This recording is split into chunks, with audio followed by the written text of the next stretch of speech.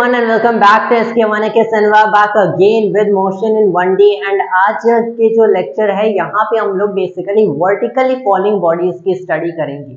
Since हम लोगों ने मोशन इन 1D में अभी तक जितना भी पढ़ा we are studying in a straight line and vertically falling bodies की भी मोशन स्ट्रेट लाइन में ही हम लोग डिस्कशन करेंगे, बट अब ये एक वर्टिकल स्ट्रेट लाइन होगा। अभी तक तो एक हॉरिजॉन्टल लाइन था, उसकी एक्सटीवीटी 80 ग्राफ्स बना रहे थे, यहाँ पे जो भी x as a function of time, velocity as a function of time and acceleration as a function of time की equations लिख रहे थे।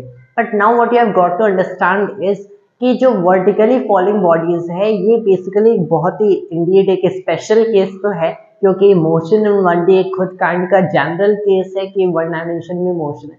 ये भी in fact एक special case है कि 3 dimensions में से 1 dimension में motion है। इसकी एक सब category of special case है कि यहाँ पे वर्टिकली बॉडीज फॉल कर रही है, लेकिन ये स्पेशल केस बहुत ज्यादा बेसिकली होल्ड करते हैं so many places and there are all around us bodies fall करती हैं, बहुत लोग गिरते हैं।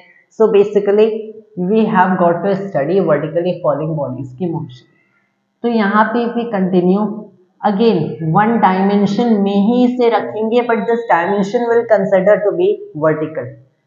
इसका मतलब क्या है कि वन डायमेंशन अब बेसिकली कोई भी स्ट्रेट लाइन लो उसके अकॉर्डिंग आप जैसे डायमेंशन कह सकते हो। और this is also one dimensional object, या फिर अगर ये एक वायर ऐसे मैंने रख दिया ये भी वन डायमेंशनल है, ये लाइन भी वन डायमेंशनल है, ये लाइन भी वन डायमेंशनल है। That is what you have to understand. तो यहाँ पे हम लोग 1D को ही इसे रखेंगे, but it will be a vertical line जिसके अलोंग मोशन हो रहा है। तो अब हम लोग ये वर्टिकल बॉडी कंसिडर करते हैं। तो वर्टिकल ऑब्जेक्ट में बेसिकली दो काइंड के केसेस होते हैं, या तो आपने ऑब्जेक्ट को ड्रॉप किया या फिर ऑब्जेक्ट को थ्रो किया। ये दो केसेस होते हैं, या तो इसे ड्रॉप कर दो या फिर इसे थ्रो कर दो। ड्रॉप करो किसी बिल्डिंग से ड्रॉप कर दो, किसी बेसिकली हॉट एयर बलून से ड्रॉप कर दो, या फिर उसी बिल्डिंग या फिर हॉट एयर बलून से आप उसे थ्रो भी कर सकते हो। यहाँ पे आपको ये एक चीज बहुत ही केयरफुल होना है, ड्रॉप एंड थ्रो का डिफरेंस क्या होता है। जब फिजिक्स में आप किसी क्वेश्चन में ड्रॉप एंड थ्रो की इन दोनों टर्म्स की डिफरेंस जानना चाहते हो कि ड्रॉप और थ्रो में क्या डिफरेंस है, आपको हमेशा लेने ड्रॉप कर रहे हो मतलब सिंपली आपने उस ऑब्जेक्ट को ऐसे पकड़ा रखा था एंड आपने इसे छोड़ दिया। That is what drop is. इसका मतलब अगर कहीं भी किसी भी क्वेश्चन में लिखा है कि इसे इस बिल्डिंग से ड्रॉप किया गया, इस बॉल को ड्रॉप किया गया, आपको हमेशा देखना है इसे हम लोगों ने बस छोड़ दिया। इसका मतलब क्या, इनिशियल वेलोसिटी इक्वल्स 0। तो initial velocity along y direction क्या है, 0 है। That is what the term drop means. कहीं भी ड्रॉप होगा इनिशियल वेलोसिटी मतलब 0 है। अब यहाँ से मैंने बेसिकली क्या देखा कि जो थ्रो होगा दिस स्पेसिफिक टर्म, जब लिखा होता है किसी बिल्डिंग से इस ऑब्जेक्ट को थ्रो किया गया, तब यहाँ पे इनिशियल वेलोसिटी नॉन जीरो होता है। तो यहाँ पे बेसिकली ये जो दोनों टर्म्स हैं फिजिक्स प्रॉब्लम्स में यूजुअली आपको दिखेंगे एंड आपको समझने फर्स्ट टर्म मतलब इनिशियल वेलोसिटी 0 है, थ्रो का मतलब फेंकना, so you are basically imparting some velocity.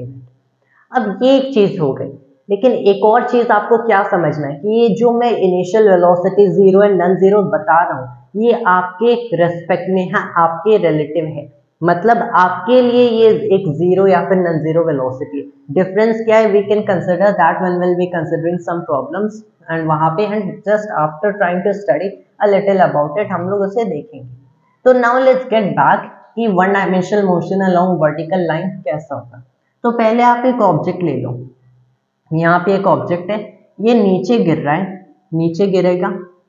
The thing is आप कोई भी वर्टिकली फॉलिंग ऑब्जेक्ट देखो वो नीचे हमेशा एक्सेलरेट करता है, क्लियर है, क्योंकि आप किसी भी ऑब्जेक्ट को ऐसे बस यू आर लीविंग इट, तो ऑब्वियसली एक 0 इनिशियल वेलोसिटी, कोई इनिशियल वेलोसिटी नहीं थी, से ये मूव करते हैं ग्राउंड पे स्ट्राइक करते हैं, ग्राउंड पे इसके पास हाईएस्ट इनिशियल वेलोसिटी होती है। अब कितनी इनिशियल वेलोसिटी होगी ये डिपेंड करता है किस हाइट से आपने उस ऑब्जेक्ट को फेंका है। अगर थोड़ी लो हाइट से कम final velocity, that is rather final velocity, कम हाइट से फेंका फाइनल वेलोसिटी, किसी रूफ से आपने फेंक दिया तो फाइनल वेलोसिटी हायर होगी। That is what you have to understand. कैसे हाइट पे डिपेंड करते हैं, we can look at that. पहले आपको समझना क्या है, जब ये नीचे गिरता है इसके पास एक कांस्टेंट डाउनवर्ड एक्सेलरेशन होता है। Constant downward acceleration, constant acceleration का मतलब क्या कि there will be equal change in velocity in equal intervals of time.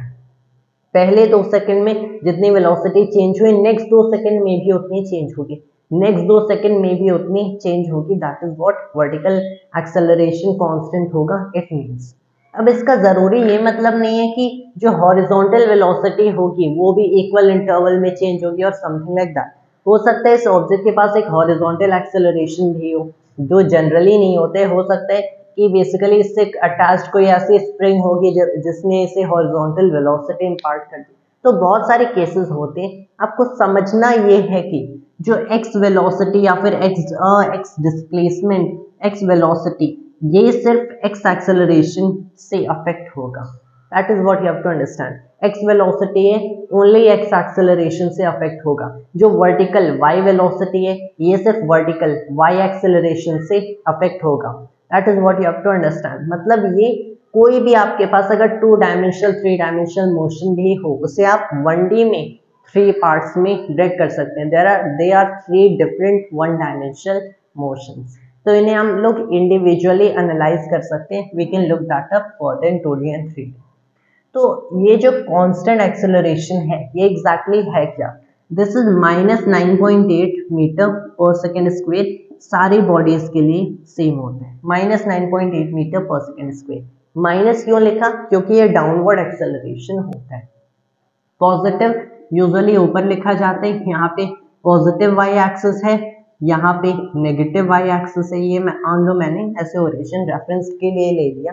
तो इधर गिरेगा ऑब्वियसली नेगेटिव इसके पास वेलोसिटी होगी, ऊपर जाएगा पॉजिटिव वेलोसिटी होगी, लेकिन एक्सेलरेशन तो नीचे होगा। अगर आपने इसे ड्रॉप किया नीचे एक्सेलरेट करेगा, इसे नीचे फेंका तो भी नीचे एक्सेलरेट करेगा, ऊपर फेंका तो भी नीचे एक्सेलरेट करता है। किसी टॉप मोस्ट हाइट पे मैक्सिमम हाइट पे रुकता है एंड फिर अगेन नीचे गिरता है। तो इन एनी केस नीचे एक्सेलरेट करता है -9.8 मीटर पर सेकेंड स्क्वायर से, जिसे सर्टेन प्रॉब्लम्स में -10 metre per second square approximate किया जाता है। इसे अप्रोक्सीमेट करते हैं इन सर्टेन प्रॉब्लम्स। तब एक बार हमारे पास ये एक्सेलरेशन है, पता है कांस्टेंट है, हमें जो भी पता करना है about this kind of motion in 1 dimension वो सब हम लोग कर सकते हैं। बस जानना क्या है, ये एक्सेलरेशन है। समथिंग लाइक दिस, अगर मैंने एक बॉल को बेसिकली ड्रॉप किया, यहाँ पे एक बिल्डिंग है मेरे पास हाइट h पे, h हाइट की एक बिल्डिंग है, मैंने यहाँ पे बॉल को ड्रॉप किया 0 इनिशियल वेलोसिटी से। I am dropping it with respect to myself. मेरे पास ये बॉल थी, मैंने इसे ड्रॉप कर दिया, 0 इनिशियल वेलोसिटी है इसके पास। तब ये कितने टाइम में बेसिकली, या फिर लेट्स से किसी time instant t after it's fall, t equal 0 पे y इक्वल 0 है, after t instance after it's fall basically after dropping it, क्या इसकी वेलोसिटी होगी? हमें पता है v equals u plus at equation होता है। ये x वेलोसिटी एंड एक्सेलरेशन के हम लोगों ने कैलकुलेट किया था, vx equals ux plus axt। इसी को y मोशन के लिए भी वैलिड है, मतलब vy equals uy plus ayt vertical motion के लिए भी वैलिड होता है। टाइम का वेरिएबल तो सारे डायमेंशन में सेम होगा। तो यहाँ पे मुझे बस करना क्या है कि uy मेरी 0 है and ay is -g। Always you have to remember इस एक्सेलरेशन को g से रिप्रेजेंट करते हैं, 9.8 को g से रिप्रेजेंट करते हैं। एंड ये बहुत लोग कंफ्यूज होते हैं कि एक्सेलरेशन को g लिख देते हैं। Acceleration is not g, acceleration is -g। Some people will write it कि acceleration equals g equals -9.8 metre per second square. g is not equal to -9.8 metre per second square. g 9.8 के ही equal होता है, acceleration negative g के equal होता है, which in turn becomes negative 9.8। तो acceleration -g के इक्वल होता है। तो ये मेरी -g हो गया। किसी भी इंस्टेंट पे अगर मैं देखता हूँ मेरी जो वर्टिकल वेलोसिटी क्या होगी, -gt होगी, मतलब -9.8 टाइम्स t, या फिर इन सम सिचुएशन अप्रोक्सीमेट कर सकते हो -10 टाइम्स t। किसी भी इंस्टेंट पे आपको velocity as a function of time मिल जाएगी, ये इजीली मिल गया। बाकी कौन कौन से वेरिएबल्स हो सकते हैं? यूजुअली हाइट गिवन होती है, मुझसे पूछा जा सकता है कि कितने टाइम में ये ऑब्जेक्ट नीचे गिरेगा, ग्राउंड को स्ट्राइक करेगा। तब यहाँ पे ये जो uy है ये तो क्लियरली 0 है। This gives us an advantage कि इजीली हम लोग थिंग्स को सम अप कर सकते हैं। Something like this, delta x मैंने लिखा था क्या, इसे लिखते हैं ux टाइम्स में t plus half ax t square. This one जो मैं अगर इसी को मैंने वर्टिकल में लिखने की कोशिश किया so it is uy t plus में हाफ ay t का स्क्वायर वर्टिकल मोशन के लिए। अगर इसी में मैंने क्या कर दिया कि जो इनिशियल वेलोसिटी है ये 0 है, ये टर्म 0 हो गया, यहाँ पे टाइम है, यहाँ पे वर्टिकल एक्सेलरेशन इज माइनस जी। ये जो मेरी डेल्टा y है, अब ये डेल्टा y क्या है, the displacement in vertical direction. मेरा जो क्वेश्चन है, let's try to understand it in terms of question. किसी टाइम इंस्टेंट t पे इसके पास कितनी वेलोसिटी थी, यहाँ से पता चल गया इतनी वेलोसिटी थी। मैंने पूछा उसके बाद क्या कि कितना टाइम लगेगा इसे एच डिस्प्लेसमेंट कवर करने में, इसे यहाँ पे जमीन पे आके गिरने में। तो what will be the answer कि आपने ये बेसिकली इक्वेशन यूज किया, delta y equals u y t plus half a y t square. U y t 0 हो गया क्योंकि u y equal 0। Delta y क्या है, delta y is minus h, क्योंकि h इज द हाइट, तो ये h basically length गिरा, तो minus h will be the displacement. अब बेसिकली यहाँ पे क्या होता है कि ऑब्वियसली हम लोग most of the time positive y ऊपर लिखते हैं, नेगेटिव y नीचे लिखते हैं। द थिंग इज बहुत बार आप नेगेटिव y ऊपर लिख सकते हो, पॉजिटिव y नीचे लिख सकते हो, डिपेंडिंग कि कैसे कैलकुलेशन ज्यादा इजी होगी। यहाँ पे तो इनफैक्ट ये कैंसिल होने वाला है, क्योंकि अगर आपने इसे माइनस एच वर्टिकल डिस्प्लेसमेंट लिखा तो इट बिकम्स हाफ टाइम्स में ए वाई इज नेगेटिव जी, तो माइनस जी टी स्क्वेयर, यहाँ से ये कैंसिल हो गया। That is what you have to get. लेकिन बहुत बार क्वेश्चंस में आपको मिलेगा कि अगर आप पॉजिटिव ऊपर लेते हो ज़्यादा इजी है, पॉजिटिव नीचे लेते हो ज़्यादा, तब उस केस में ज़्यादा इजी हो सकता है। So depending on the situation. तो कितने टाइम में ये नीचे गिरागा, √2h/g। ये तो एक ऐसा रिजल्ट है जो कि याद ही होना चाहिए, √2h/g if thrown with 0 initial velocity, और रादर इफ ड्रॉप्ड मतलब 0 इनिशियल वेलोसिटी है, तब √2h/g इतने बेसिकली टाइम में ये नीचे गिरता है। ये रिजल्ट याद ही होना चाहिए। एट एनी इंस्टेंट t ये वेलोसिटी होती है वर्टिकल, इतना अगर आप t रखते हो दैट इज √2h/g, तब ये इतने टाइम में h कवर करेगा। एक क्वेश्चन हो सकता है what basically final velocity the object will have after falling to the ground. कितनी फाइनल वेलोसिटी होगी इसके पास। फाइनल वेलोसिटी कैसे निकालेंगे, very easy thing to do, vx square equals ux square plus 2ax times delta x मैंने लिखा था, इसी को वर्टिकल के लिए लिख दो, मतलब vy square equals uy square plus 2ay delta y। तब अब मैंने यहाँ पे बेसिकली क्या किया, uy को 0 रख दिया। सो इन दिस केस क्या हो गया कि vy इक्वल्स, अब सिंस स्क्वेयर है 2 टाइम्स ए वाई टाइम्स डेल्टा वाई, ए वाई भी नेगेटिव है, डेल्टा वाई भी नेगेटिव है, तो ऑब्वियसली ये टर्म जो होगा पॉजिटिव आएगा, विच कंप्लीटली डजंट कॉन्ट्राडिक्ट मैथमेटिक्स, क्योंकि ये स्क्वेयर था। अगर ऐसा होता कि डेल्टा वाई समहाउ पॉजिटिव हो जाता and A why would be negative, तब ये कंप्लीटली मैथ्स को कॉन्ट्राडिक्ट करता इन द सिचुएशन कि यू वाई 0 होगा।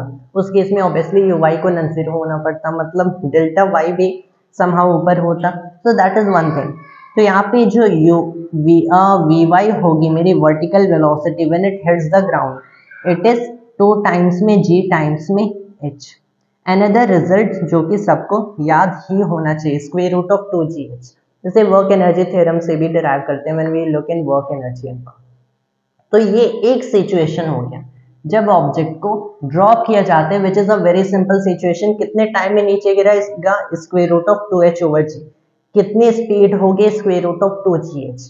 एंड किसी भी इंस्टेंट पे क्या वेलोसिटी होगी, -gt। A very simple thing to do over here. अब नेक्स्ट सिचुएशन जहां पे जो वेलोसिटी है इसके पास vertical, that is a non zero, इसे थ्रो किया जा रहा है, उस सिचुएशन में कैसे डील करेंगे, will come up with that. But alright, and now we are back once again. अब एक दूसरा सिचुएशन देखते हैं जहां पे इस ऑब्जेक्ट को ड्रॉप नहीं किया गया, रादर थ्रो किया गया। Now this is one thing कि जैसे आपने दिया इस ऑब्जेक्ट को एक इनिशियल वेलोसिटी, ये भी डिपेंड करता है किस डायरेक्शन में आप इस ऑब्जेक्ट को थ्रो कर रहे हो। तो the thing that is going on over here, जैसे आपने इस ऑब्जेक्ट को एक बिल्डिंग पे रखा एंड यहाँ से आपने इसे थ्रो कर दिया, तो ऑब्वियसली ऊपर थ्रो कर सकते हो, नीचे थ्रो कर सकते हो, एंड डिपेंडिंग आप किस डायरेक्शन में थ्रो कर रहे हो उसके अकॉर्डिंगली टाइम लगता है। अब इस भी सिचुएशन को और सिंप्लीफाई किया जाए बहुत ही एलिमेंट्री लेवल पे, तो let's come up with some simpler situation. Forget it for a moment हम लोग एक बॉल को ही रखते हैं एंड इसे ग्राउंड से ही थ्रो करते हैं। बॉल है, ग्राउंड पे रखी है एंड इसे मैंने थ्रो किया ऊपर with an initial speed Q. Although अगर प्रीवियस सिचुएशन कंसिडर किया जाए तो उसके एनालॉगी में बेसिकली यहाँ पे हम लोग कंसिडर करते हैं ये सिचुएशन बनेगा, but let's first consider this situation. उसके बाद once we are understanding this ये भी इजीली कंसिडर कर सकते हैं। तो मैंने ये ऑब्जेक्ट लिया, इसको ऊपर फेंका विद इनिशियल स्पीड यू। कौन कौन से वेरिएबल्स हैं जो कि मेरे लिए इंपॉर्टेंट हैं जो मैं कैलकुलेट कर सकता हूँ। तो अगर इनिशियल स्पीड यू पता है मुझे कि ये क्या इनिशियल स्पीड यू है, मैं ये पता कर सकता हूँ कि किस मैक्सिमम हाइट पे जाके रुकेगा एंड ये कितना टाइम लगेगा इससे to go up come down and for the complete journey, ये भी पता कर सकता हूँ। So the thing that you have to understand over here कि ये जो दो वेरिएबल्स हैं, these are two variables of great interest जब हम लोग एक vertical one dimensional motion consider करते हैं। तो इन दो वेरिएबल्स पे let's focus for a moment. कैसे मैं मैक्सिमम हाइट निकालूंगा? ऑब्वियसली किसी भी ऑब्जेक्ट को आपने ऊपर फेंका है वो एक मैक्सिमम हाइट पे जाके रुक जाता है। रुकता क्यों है? क्योंकि ग्रेविटी इसे रिटार्ड कर रही है। ग्रेविटी इस पे एक नेगेटिव एक्सेलरेशन इम्पार्ट कर रही है नीचे, and that is the reason इसकी जो पॉजिटिव अपवर्ड वेलोसिटी है वो कम होती जाती है at a certain instant zero हो जाती है, फिर ये ऑब्जेक्ट नीचे आता है।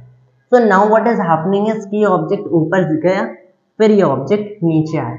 जब ये नीचे आता है तो उसके पास उतनी ही स्पीड होती है but in the opposite direction. उतनी स्पीड क्यों होती है? We can easily look at that. पहले मैक्सिमम हाइट कैलकुलेट करने की कोशिश करते हैं। तो जब ये ऑब्जेक्ट ऊपर जाएगा, what you have to understand is ये मेरी मैक्सिमम हाइट हो गई। ग्राउंड के रेस्पेक्ट में मैक्सिमम हाइट कैसे निकालेंगे? यहाँ पे मैंने इसे यू स्पीड से फेंका, मैक्सिमम हाइट पे ऑब्वियसली इसे इंस्टेंटेनियसली, रिमेंबर इंस्टेंटेनियसली रेस्ट पे आना पड़ता है। ये ऑब्जेक्ट यहाँ पे इस पॉइंट पे, इस पोजीशन पे, इस इंस्टेंट पे रेस्ट पे है, मतलब वी वाई में जीरो कर सकता हूँ। तो अगर ये वी वाई जीरो है, क्लियरली मैक्सिमम हाइट इजिली निकाल सकते हैं। Third equation of motion, v y square equals u y square plus 2ay delta y use करेंगे। अगर मैं कंसिडर करता हूँ वी वाई जीरो है, तब ये जो मेरी वर्टिकल डिस्प्लेसमेंट होगी वी वाई जीरो के लिए it this delta y will correspond obviously to h max. ये जो डेल्टा वाई होगा ये डिस्प्लेसमेंट होगा, मैक्सिमम हाइट वाली डिस्प्लेसमेंट होगी। तो जब आप वी वाई को जीरो करोगे ये आपको ऑब्वियसली मैक्सिमम हाइट ही दे रहा है, तो ये जीरो हो गया। मैक्सिमम हाइट किसके इक्वल होगा? ये इस साइड आ गया, that is minus u y square divided by में 2ay। ay क्या है? माइनस जी है, तो माइनस यू वाई स्क्वेयर या फिर minus you square divided by minus 2g। ये क्लियरली आपको यू स्क्वेयर बाई 2g देगा। इसे बेटर लिख देते हैं maximum height you square by 2g। तो ये आपके मैक्सिमम हाइट हो गई। मैक्सिमम हाइट, इस हाइट पे जाके ऑब्जेक्ट रुक जाते हैं, उससे आगे नहीं जाएगा, फिर नीचे आता है। मैक्सिमम हाइट जाने के लिए जितना टाइम लगता है, मतलब जितने टाइम में ऑब्जेक्ट ऊपर उठता है इतना डिस्प्लेसमेंट कवर करता है, इसे कहते हैं time of accent. Small T ये भी लिख सकते हैं, indeed a better term, time of accent. Maximum height से वापस उसी पोजीशन पे आने में अगर आप कंसिडर करते हो, this is the time of descent. वापस आने में नीचे कितना टाइम लगेगा? Time of ascent plus time of descent हमारा टोटल टाइम ऑफ मोशन होता है। सो अगर मैं कंसिडर करता हूँ कि मैं कैसे time of ascent and time of descent calculate करूंगा, वेलोसिटी से कर सकते हैं। कैसे करेंगे? Time of ascent is something like this, मैं ऐसे कैलकुलेट करूंगा। लेट्स से हम लोगों ने फर्स्ट इक्वेशन ऑफ मोशन लिया, v y equals u y plus a y t. तो अगर मुझे टाइम ऑफ एसेंट कैलकुलेट करना है, दैट इज क्लियरली टाइम जब यू वेलोसिटी से इसकी वेलोसिटी जीरो हो रही है, तो इसको मैंने जीरो रख दिया। Once you put this term as zero, ये मेरी क्लियरली तो यू ही है विच इज अपवर्ड डायरेक्शन, तो पॉजिटिव लेंगे। ये टर्म मेरा माइनस जी हो गया, ये इधर आया minus u equals minus g times t, तो जो टाइम ऑफ एसेंट होगा u डिवाइडेड बाय में g के इक्वल होगा। This is the time of ascent, u velocity से फेंका तो u by g is the time of ascent. Time of descent ऐसे कैलकुलेट होगा, time of descent and ascent are equal. क्यों? क्योंकि यहाँ पे अगर आप कंसिडर करते हो इस ऑब्जेक्ट को अपने u वेलोसिटी से ऊपर फेंका एंड फाइनली जाके ये जीरो स्पीड पे आ जाता है, इसकी वेलोसिटी जीरो हो जाती है। जब ये ऑब्जेक्ट नीचे आता है तब इनिशियली इसकी वेलोसिटी जीरो होती है, तो उतना ही डिस्प्लेसमेंट कवर करने के बाद उतना ही एक्सेलरेशन से अगर आप देखते हो तो ऑब्वियसली वेलोसिटी भी सेम होगी, सारे वेरिएबल सेम है, वेलोसिटी भी सेम होगी। ऐसे इसको एक बार ऐसे देख लेते हैं कि जो थर्ड इक्वेशन ऑफ मोशन है v y square equals u y square plus 2ay delta y, right. जब ये ऊपर जाता है तब ऊपर जाने में if you consider delta y displacement cover होगा which is basically the maximum height. ऊपर जाने में मैक्सिमम हाइट ये होता है ए वाई माइनस जी होता है, एंड ऊपर जाने में u y will be u and ये जीरो होता है। तब जब ये नीचे आएगा ऑब्वियसली डेल्टा वाई भी उसने अब उतना ही कवर किया एक्सेप्ट कि नेगेटिव डायरेक्शन में कवर किया। ए वाई इज अगेन माइनस जी, अब यू वाई जीरो हो जाता है तो ये दोनों टर्म्स सेम है। इसका मतलब क्लियरली कि वी वाई को u और रादर माइनस u होना पड़ेगा to accord for this equation कि यहाँ पे कोई इनकंसिस्टेंसी ना आए। Mathematically it can easily be verified. इसका मतलब अगर आपने इसे u वेलोसिटी से ऊपर फेंका, जब ये नीचे आएगा तो इसके पास u वेलोसिटी होगी डाउनवर्ड डायरेक्शन में। किसी भी वेलोसिटी से फेंको वही स्पीड इसके पास होगी ऑपोजिट डायरेक्शन में होगी, एक्सेप्ट फॉर द केस जहां पे एयर रेजिस्टेंस होगा। Will shortly discuss that. मतलब उतनी वेलोसिटी है इसके पास, तो ऑब्वियसली जितना टाइम लगेगा u वेलोसिटी से जीरो तक रिटार्ड करने में उतना ही टाइम लगेगा जीरो वेलोसिटी से u तक एक्सेलरेट करने में। या फिर यही क्वेश्चन खुद लगा दो, फिर से लगा दो, from zero to u final velocity. तब टाइम ऑफ डिसेंट क्या होगा, जीरो बाई जी के इक्वल होगा। ये जीरो यू बाई जी, ये यू बाई जी मतलब total time of flight is 2u by g in a vertically basically accelerated motion, acceleration due to gravity, accelerated under gravity, you have to understand। total time of flight 2u by g easily calculate हो सकता है।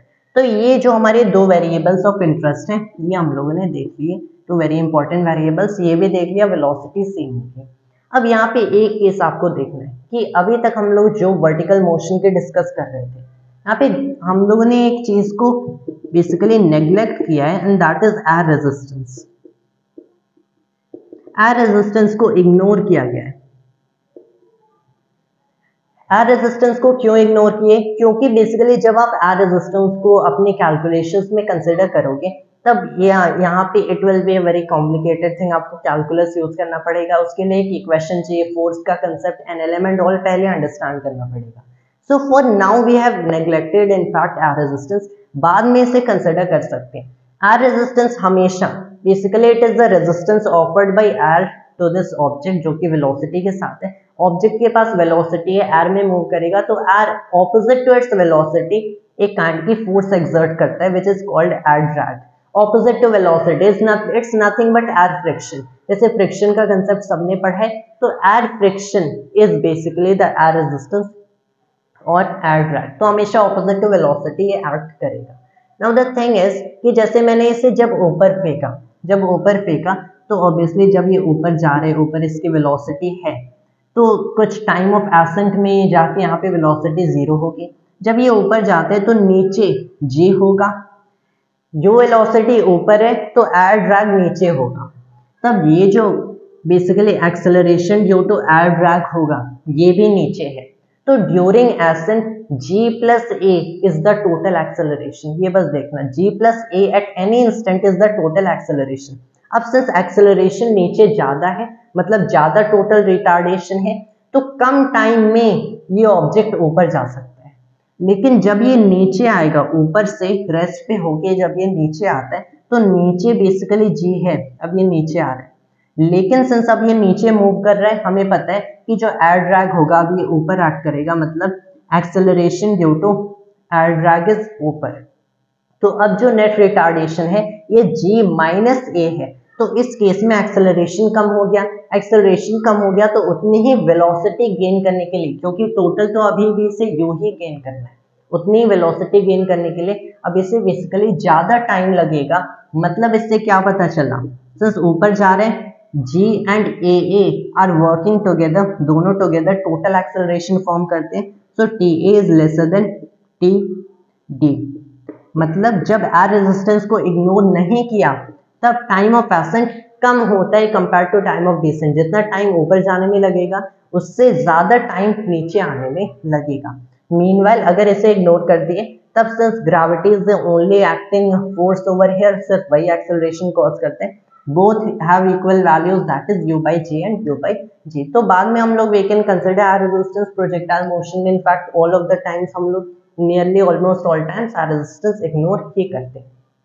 तो जैसे आपने ये वाला concept समझ लिया, तो अब once you have understood this concept, आपको बस देखना है कि ऐसा कोई भी सिचुएशन है, नेगेटिव जी एक्सेलरेशन है डाउनवर्ड, जी एक्सेलरेशन डाउनवर्ड, तो आप बेसिकली इक्वेशंस ऑफ मोशन लगा के कोई भी वेरिएबल की वैल्यू फाइंड कर सकते हो। जैसे मान लो मेरे पास h हाइट की ये बिल्डिंग है, h हाइट की बिल्डिंग है, मैंने इस ऑब्जेक्ट को ऊपर फेंका विद वेलोसिटी u। कितना टाइम लगेगा for it to come down, कितना टाइम लगेगा? तो आप कैसे टाइम कैलकुलेट करोगे? यू स्पीड से ऊपर फेंके, h हाइट की बिल्डिंग है, तो आपको देखना है कितना टाइम लगेगा यहाँ पे ऊपर जाने में, एक मैक्सिमम हाइट तक जाने में, फिर नीचे आके यहाँ तक आने में। अब बस ये कैलकुलेट कर लो। ऐसे क्वेश्चंस को कैसे सॉल्व करेंगे, बस ये देख लो, यहाँ पे जाएगा, ऊपर जाएगा, वापस उसी लेवल पर तक आने में कितना टाइम लगेगा? 2u/g लगेगा। दिस वन टाइम, चलो इसे टी नॉट कहते हैं, 2u/g होगा। यहाँ पे पता है ग्राउंड से ऊपर फेंके, उसी लेवल पे आने में 2u/g टाइम लगता है, तो उसी लेवल पे आने में 2u/g टाइम लगेगा। अब इस टाइम को मुझे ऐड करना है, यहाँ से h डिस्टेंस कितना कवर करने में लगेगा। It is not square root 2h/g जैसा प्रीवियस केस में देखा था, क्योंकि जब ये ऊपर से नीचे आएगा, जिस वेलोसिटी से ऊपर फेंका उसी वेलोसिटी से नीचे आता है, बट इन डाउनवर्ड डायरेक्शन। अब ये नीचे मूव करेगा विद इनिशियल वेलोसिटी u। अब आप इसे इनिशियल वेलोसिटी u रख दो, 2u/g ऐड करेंगे। इस टाइम को, ये डिस्प्लेसमेंट कवर करने में मैंने t डैश कहा, व्हाट इज इट? नीचे आप पॉजिटिव लेते हैं, अब नीचे पॉजिटिव लेंगे, h नीचे डिस्प्लेसमेंट होगा equals u times t plus half g t square. तब ये हाफ g नियरली 4.9 होगा, एंड h आपको ऑब्वियसली पता होगा, u भी पता होगा। यहाँ से क्वाड्रेटिक इक्वेशन बनेगा t dash, it is actually यहाँ से t डैश की जो भी वैल्यू आ जाएगी इसको आपको ऐड करना है 2u/g that is t not से, आपको टोटल टाइम ऑफ फ्लाइट मिल गया। One way of doing this, other way of doing this obviously बहुत सिंपल है, रादर देन आप इसे पार्टली लिखते हो, आपने सीधे नीचे पॉजिटिव लिया h, ऊपर आपने इसे वेलोसिटी माइनस u दिया, तो नीचे मैं पॉजिटिव ले रहा हूँ, तो माइनस u कैपिटल T इसे लिख देते हैं टोटल टाइम, प्लस में नीचे plus half G T square. यहाँ पे सीधे आपको एक क्वाड्रेटिक इक्वेशन सॉल्व करके जो भी वैल्यू होगी कैपिटल T की मिल जाएगी। So different way of solving same thing. या तो इसे दो पार्ट में ब्रेक करो, और फिर एक थोड़ा ये सिचुएशन, ये काइंड का क्वाड्रेटिक इक्वेशन यूजुअली ज़्यादा कॉम्प्लिकेटेड होगा, क्योंकि यहाँ पे सारे के पास सेम साइन है, बट यहाँ पे इनफैक्ट सेम साइन नहीं, ये h भी इधर आएगा, माइनस h होगा, but this one is usually easier than this, but accordingly you can easily solve. When we have a calculator we can easily do it, right? तो आप ऐसे solve करते हो, that is what you have to understand. कोई भी situation है easily इसको आप कैलकुलेट कर सकते हो, सॉल्व कर सकते हो। That was all for this video of mine, and thanks to all of us.